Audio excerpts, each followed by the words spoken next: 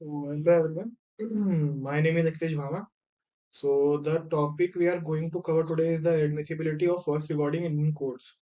So, जो ये topic है वॉइस रिकॉर्डिंग का, ये थोड़ा सा एक बहुत ही कॉम्प्लेक्स टॉपिक है, क्योंकि आजकल की आप देख सकते हैं जब इससे एआई आया तो बहुत ज्यादा टेम्पर होने लगी है, वॉइस भी वीडियो भी। तो एडमिसिबिलिटी पे क्वेश्चन तो आ जाता है कभी कभार, बट इसके लिए भी हमने कुछ रूल्स एंड रेगुलेशंस बना रखे हैं, कुछ इसके क्रिटिसिज्म भी आते हैं हमारे पास, कुछ वेज है जिनसे वॉइस रिकॉर्डिंग हमारी एडमिसिबल भी आते हैं, तो हम सब बस आज देखेंगे। So let's start. So in Indian legal system the admissibility of voice recording as evidence is a complex and nuanced issue subject to a range of laws regulations and judicial precedents. So ये तो मैंने आपको बात बताई। सो legal framework क्या कहता है हमारे यहाँ तीन जो है लॉज हैं, जिनमें जो एक तो क्रिमिनल लॉ को गवर्न करती हैं और एविडेंस को गवर्न करती है। First is evidence act. Evidence act एक लौता एक एक्ट है जो सारे एविडेंसेस को गवर्न करता है। कोई भी किसी भी एक्ट में एविडेंस कैसा है क्या है वो अगर हमें देखना है, तो we have to refer back to the Evidence Act, which will give us a complete, sometimes different and sometimes a conclusive things about the evidentiary value of something. So evidence act के अंदर 65B of this section and section 3 में ये कहता है कि evidence जो है court में, जो एविडेंस के में डेफिनेशन में लिखा है कि साउंड रिकॉर्डिंग वॉइस रिकॉर्डिंग बहुत एडमिसिबल है as a primary piece of evidence.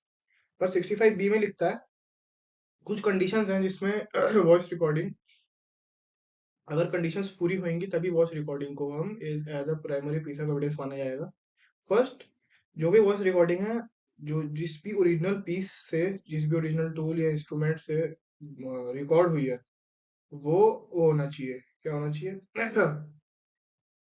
वो सामने होना चाहिए।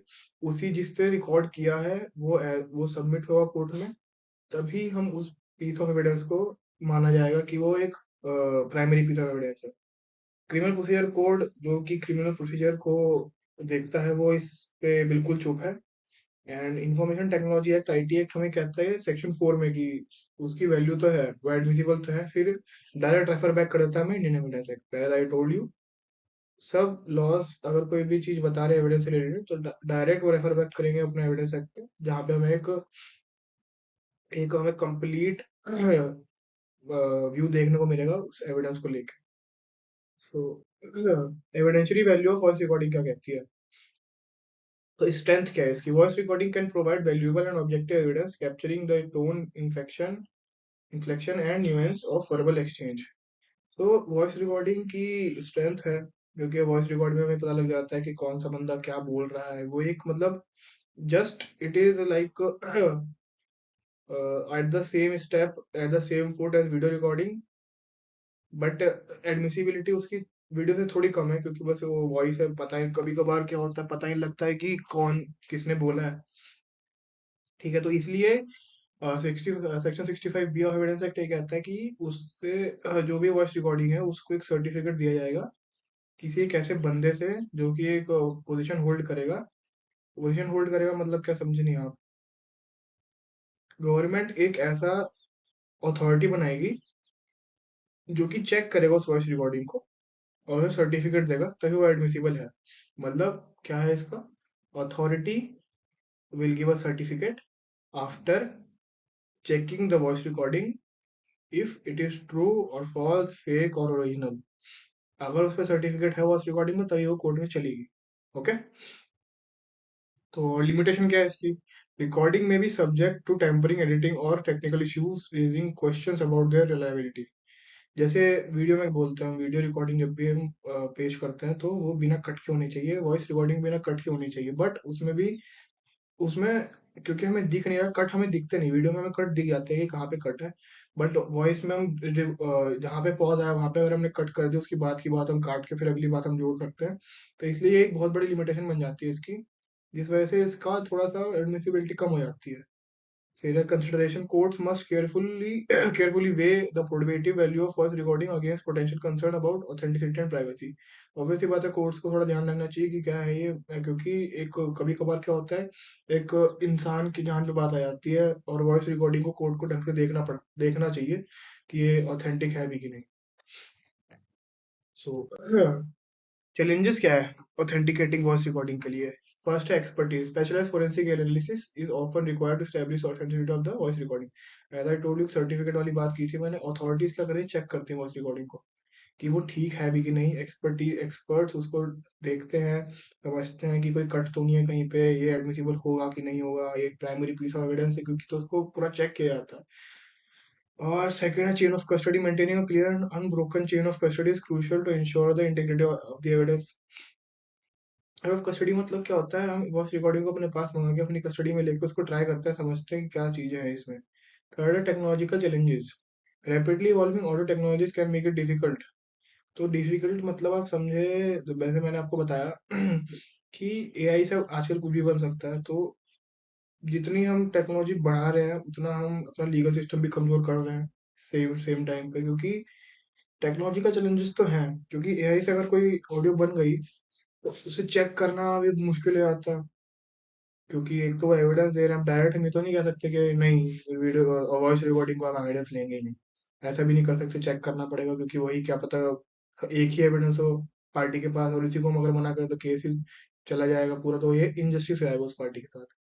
टेक्नोलॉजिकल चैलेंजेस हैं उसके साथ। Next is concern and privacy concern. अब इसमें क्या है, आप कंसेंट मतलब क्या होता है, कभी भी हम जब वॉइस रिकॉर्डिंग कर रहे हैं समटाइम्स क्या होता है कि सामने वाले कंसेंट के बिना कर रहे होते हैं, समटाइम्स का 98% टाइम्स वही होता है कि हम बिना सामने वाली कंसेंट के कर रहे होते हैं। और कंसेंट आपको भी पता है, मुझे भी पता है कि इंडियन लीगल सिस्टम में बहुत बड़ी टर्म है एक।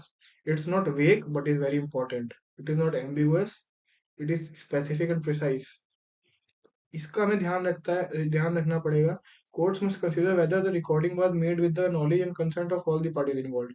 होता क्या है कि कंसेंट अगर सामने वाली पार्टी का नहीं है तो वॉइस रिकॉर्डिंग को हम एडमिसिबल नहीं मानते। यही एक रीजन है कि फोन्स में से किसी किसी फोन में से ऑडियो रिकॉर्डिंग का ऑप्शन ही हटा दिया गया है, यही एक प्राइवेसी कंसर्न के चक्कर में। Second, a privacy implication. The use of voice recording may arise concern about individual privacy and the right of to a fair trial, as I said before. फिर है balancing interest, court must strike careful balance between the need of justice and the protection of personal privacy. Justice अपनी जगह लेकिन privacy अपनी जगह है। आप 10 और एविडेंस दे दो, बट प्राइवेसी को कोई भी ब्रीच नहीं कर सकता, क्योंकि ये एक हमारा फंडामेंटल राइट है और इसको ब्रीच नहीं किया जा सकता। तो कोर्ट को थोड़ा ध्यान रखना पड़ता है सब चीजों में, ताकि किसी पार्टी में इनजस्टिस ना हो। Okay, next is admissibility criteria, condition for acceptance. First is authenticity.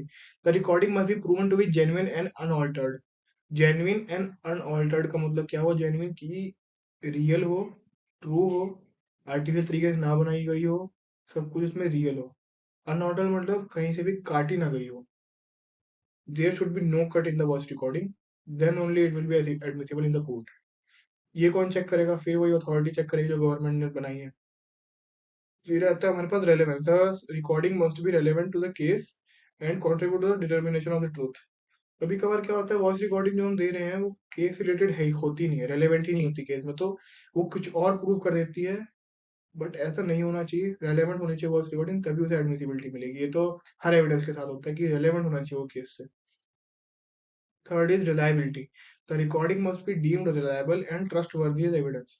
Reliable होनी चाहिए वो, उस पे केस टिका होगा और वो ठीक होगी, ट्रू होगी, तभी उसे एडमिसिबल मानेंगे।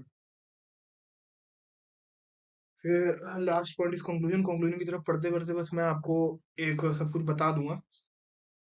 एविडेंशियरी वैल्यू मैंने बात की है, प्राइमरी पीस ऑफ एविडेंस है, crucial evidence in legal proceeding, but their admissibility must be carefully evaluated. Primary piece of evidence तो है वो, प्राइमरी पीस तो आप भी मान रहे हो, मैं ही मान रहा हूँ, प्राइमरी पीस तो एविडेंस का है वो, बट ढंग से उसको हमें देखना है कि ट्रू है भी कि नहीं, फेक तो नहीं है, अनऑल्टर्ड तो नहीं है, एआई से तो नहीं बना रखी, कंसेंट है कि नहीं, सब कुछ देख के। फिर सेकंड इज प्राइवेसी कंसर्न, फिर वही प्राइवेसी कंसर्न की बात है कि कंसेंट और कंसर्न होना चाहिए पार्टीज का, किसी की भी प्राइवेसी को ब्रीच नहीं करनी चाहिए हो। ठीक है, अगर कंसेंट है तभी एडमिसिबल है। फिर है judicial approach. Court must strike a delicate balance supporting the principle of justice while safeguarding person privacy rights. Court को सब कुछ साथ लेके चलना है ताकि जस्टिस बन सके, प्राइवेसी को भी ध्यान में रखना है, साथ में एडमिसिबिलिटी ऑफ द एविडेंस भी ध्यान में रखना है, सर्टिफिकेट भी देखना है, नॉन अटर्नी वो भी देखना है। तो एक कोर्ट का सब आखिर में आ जाता है सीन, कोर्ट को बहुत ध्यान से करना है। सो आज का टॉपिक बस यही खत्म करते हैं। ये एक बहुत ही शॉर्ट वीडियो थी कि है कि नहीं, क्या इसके कंडीशंस हैं जिसमें साउंड रिकॉर्डिंग को हम मानेंगे कि वो एडमिसिबल है, कि क्या है कंसेंट, क्या है प्राइवेसी, क्या है, हमने ये भी बताया कौन सा सेक्शन इसे गवर्न कर रहा है, ये भी हो गया। शॉर्ट वीडियो में आप समझ गए होंगे कि क्या है इसका क्रक्स, क्या निकलता है। सो बस, thank you guys, I will meet in the next video. My name is Akhilesh Verma. Bye.